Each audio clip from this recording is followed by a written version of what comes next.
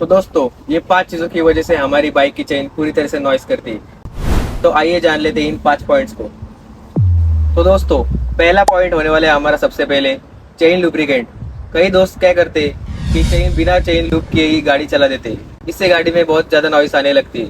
Chain lubricant कितने kilometre पे करना चाहिए? तो दोस्तों चेन लुब्रिकेंट 250 या 300 किलोमीटर पर करना चाहिए। बिना चेन लूप किए दोस्तों गाड़ी चलाने से क्या होता है, हमारी गाड़ी पे जो लूप होता है वो निकल जाता है और ड्राई चेन चलने की वजह से बाइक में बहुत ज़्यादा नॉइस जो है वो बढ़ जाती है। बिना ड्राई चेन के बाइक मत चलाना। दूसरा पॉइंट होने वाला है दोस्तों कि चेन टाइट और लूज। चेन ज़्यादा चेन टाइट होने की वजह से भी हमारे चेन में जो नॉइस है वो काफ़ी तरह से बढ़ जाती है और ज़्यादा चेन लूज होने की वजह से भी हमारी चेन का नॉइस है वो काफ़ी हद तक बढ़ जाता है। कई दोस्त क्या करते हैं कि ज़्यादा चेन टाइट करते हैं, उन्हें लगता है कि ज़्यादा चेन टाइट करने से हमारी चेन लूज नहीं हो जाएगी। पर क्या होता है कि ज़्यादा चेन टाइट करने से हमारी चेन में जो नॉइस है वो बढ़ जाता है। दोस्तों चेन की जो एडजस्टमेंट है वो हमारे स्विंग आर्म पर लिखी हुई रहती है या फिर हमारे मैनुअल में भी लिखी रहती है। उधर देख के आप अपनी चेन एडजस्टमेंट कर सकते हैं। दोस्तों तीसरा पॉइंट जो होने वाला है कि चेन टीथ।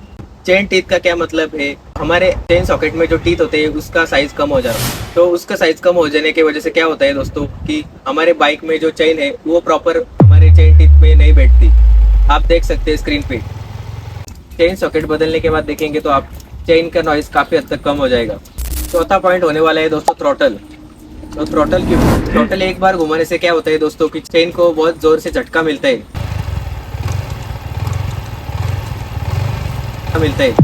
उससे चेन हमारी लूज हो जाती है। तो दोस्तों थ्रॉटल एक बार में ही ना खींचे, चेन पर ज़्यादा टेंशन आता है और वो लूज हो जाती है।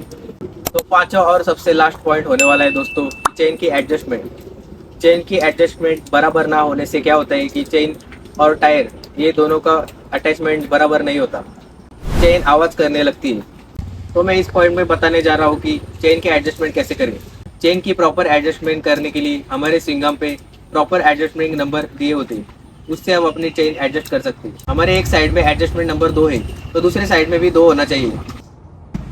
आप वीडियो में देख सकते हैं कि हमारे इधर 2 के आगे तो हमारा पॉइंट है, तो दूसरे साइड में भी 2 के आगे ही हमारा नंबर का पॉइंट होना चाहिए।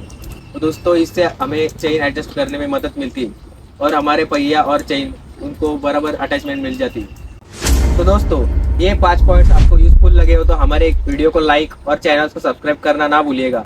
और दोस्तों मिलते हैं अगले नई वीडियो में, तब तक के लिए गुड बाय।